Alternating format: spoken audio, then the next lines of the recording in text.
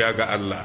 Wannan ya nuna idan mun yi sujudu tilawa ga abin da zai faɗa nassin alqur'ani.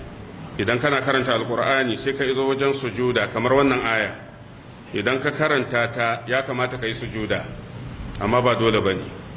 Akasarin malamai sunna sun tabbatar da wannan, ko a sallah ko a tilawa, sujudar tilawa ba dole bane. Fahimtar akasarin malaman sunna kenan. Idan ka yi sujudu tilawa me za ka faɗa?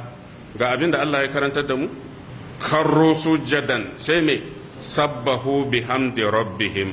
Yaya ake tasbihi bihamdillah? Subhanallahi wa bihamdihi. Shikenan in kai sujudu tilawa wannan shine zikirinka. Akwai nau'ukan zikiri da aka samu, duk wani zikiri da ake a sujuda idan mutum ya sujudu tilawa ba laifi bane, amma wannan shine kai tsaye abinda Allah da kansa ya faɗa. Saboda haka wannan zikiri shine number one. Don mutumin da ya sujudu tilawa abinda ya kamata ya subhanallahi wa bihamdihi. Allah madaukake